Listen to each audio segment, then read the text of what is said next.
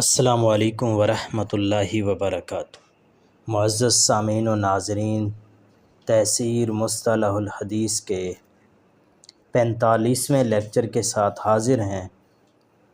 آج کا عنوان ہے حدیث شاذ اور محفوظ۔ جیسا کہ ہم پہلے خبر صحیح کے ضمن میں شاذ کے بارے میں پڑھ چکے ہیں۔ خبر صحیح کی شرائط میں سے ہے کہ وہ حدیث جس کی سند متصل ہو، اس کو نقل کرنے والے عادل ہوں، تام الضبط والے روات ہوں، بے نقل العدل تام الضبط لا علت فیہ ولا شذوذ۔ تو یہ جو شذوذ ہے، اس کا مطلب ہی یہی ہے کہ اس حدیث میں شذوذ نہ ہو، کہ وہ حدیث شاذ نہ ہو۔ اسی کے بارے میں ہم پڑھیں گے۔ لغوی تعریف ہے، یہ اسم فاعل ہے۔ الشاذ اسم فاعل من شذ بمعنی انفرد۔ انفرد یعنی اکیلا ہوا کے معنی میں یہ اسم فاعل ہے۔ فشاذ معناہ، تو شاذ کا معنی ہوا، کیونکہ اسم فاعل ہے، المنفرد عن الجمہور، جمہور سے منفرد، جو جمہور سے منفرد ہو اس کو شاذ کہتے ہیں۔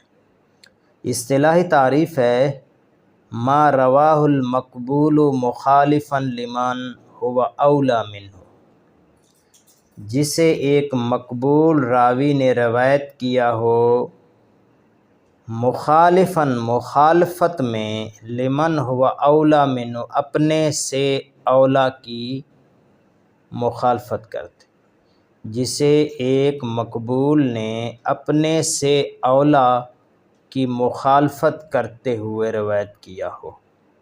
یا پھر ما رواہ الثقۃ مخالفاً لمن اوثق منہ، یہ بھی تعریف ہے بعض کتب میں، جسے ایک ثقہ راوی نے اپنے سے زیادہ ثقہ راوی خواہ ایک ہو یا زائد ہوں کی مخالفت کرتے ہوئے روایت کیا ہو۔ تعریف کی شرح ہے، لفظ ہے جی مقبول، یہاں پر تعریف میں لفظ استعمال ہوا ہے، تو مقبول سے مراد کیا ہے؟ دکتور محمود الطحان نے لکھا ہے المقبول هو العدل الذی تم ضبطہ، مقبول وہ عادل ہے، عادل راوی ہے جس کا ضبط تام ہو، او العدل الذی خف ضبطہ، یا وہ عادل جس کا ضبط خفیف ہو۔ ومن هو اولی منہ، اس سے مراد کیا ہے؟ اے ارجح منہ لمزید ضبط او کثرت عدد او غیر ذالک من وجوہ الترجیحات۔ اولی منہ سے مراد یہ ہے کہ وہ راوی اس سے ارجح ہو، مزید ضبط کی وجہ سے، اس کا ضبط زائد ہونے کی وجہ سے، یا کثرت عدد کی وجہ سے، یعنی ایک طرف ایک ثقہ راوی ہے، وہ مخالفت کر رہا ہے بہت سے ثقہ راویوں کی، تو وہ بہت سے جو ثقہ راوی ہیں تو وہ گویا اوثق منہ ہو گئے۔ او غیر ذالک من وجوہ الترجیحات، یا وجوہ ترجیحات اور بھی ہو سکتی ہیں جس وجہ سے اسے اولی منہ کہتے ہیں۔ علماء نے اس تعریف میں اختلاف کیا ہے، اقوال متعدد ہیں، لیکن یہ جو تعریف ہے اس کو حافظ ابن حجر نے اختیار کیا ہے، اور وہ خود رقم طراز ہیں کہ یہی شاذ کی بحسب اصطلاح میں شاذ کی یہی تعریف معتمد ہے۔ کون سی؟ ما رواہ المقبول مخالفاً لمن هو اولی منہ۔ اب یہاں پر سوال ہے، یہ شذوذ واقع کہاں ہوتا ہے، اس کا محل کیا ہے؟ تو تو یہ شذوذ جو ہے جیسا کہ سند میں ہوتا ہے متن میں بھی ہوتا ہے۔ سند کی مثال ہے امام ترمذی، امام نسائی، ابن ماجہ نے ابن عیینہ کی تاریخ سے ابن عیینہ عن عمرو بن دینار عن اوسجہ عن ابن عباس ان رجلا توفی علی عہد رسول اللہ صلی اللہ علیہ وسلم ولم یدع وارثا الا مولاہ واعتقہ۔ اس میں ابن عیینہ نے ابن جریج کے ساتھ حدیث کو موصولاً روایت کیا ہے، یعنی ابن عیینہ کی جو روایت ہے اس طریق سے ہے ابن عیینہ عن عمرو بن دینار عن اوسجہ، اور ان کی مخالفت کی ہے حماد بن زید نے، فرواہ عن عمرو بن دینار عن اوسجہ ولم یذکر ابن عباس، اور انہوں نے ابن عباس کو ذکر نہیں کیا۔ ابن عیینہ کی جو روایت ہے انہوں نے اس کو موصولاً روایت کیا ہے، اور ان کی مخالفت کی ہے حماد بن زید نے، انہوں نے ابن عباس کو ذکر نہیں کیا۔ تو اس لیے ابو حاتم فرماتے ہیں محفوظ ابن عیینہ کی حدیث ہے۔ تو دیکھیں اب مخالفت ہے کہ حماد نے مخالفت کی ہے ابن عیینہ کے طریق کی، پس حماد بن زید اہل العدالت والضبط ہیں،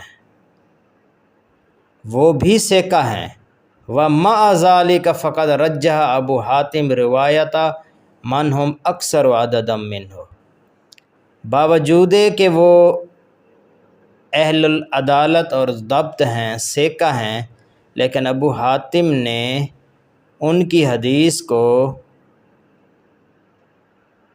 ترجیح دی ہے، یعنی ابن عیینہ کی بخلاف حماد بن زید کے، کیونکہ ابن عیینہ اور ان کے ساتھ روایت کرنے والے وہ زائد ہیں۔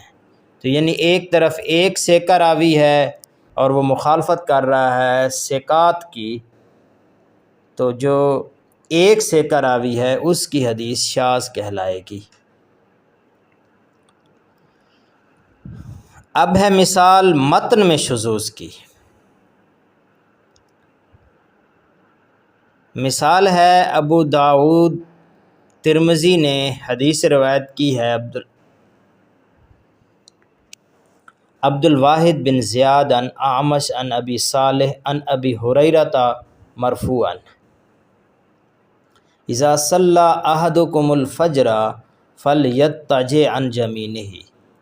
یہ حدیث ہیں کہ الفاظ ہیں اذا صلی احدکم الفجر فلیضطجع عن یمینہ، جب تم میں سے کوئی فجر پڑھ لے تو اپنے دائیں پہلو پر لیٹ جائے۔ امام بہقی فرماتے ہیں خالف عبد الواحد العدد الکثیر فی ھذا، عبد الواحد نے اس میں عدد کثیر کی مخالفت کی ہے۔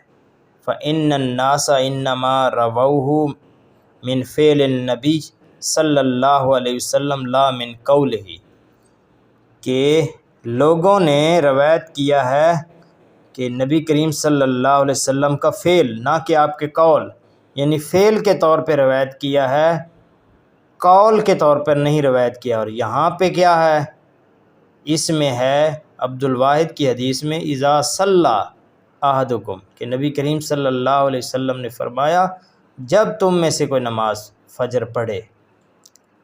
تو جو عدد کثیر ہیں انہوں نے حدیث فعلی کے طور پہ روایت کیا ہے۔ تو عبد الواحد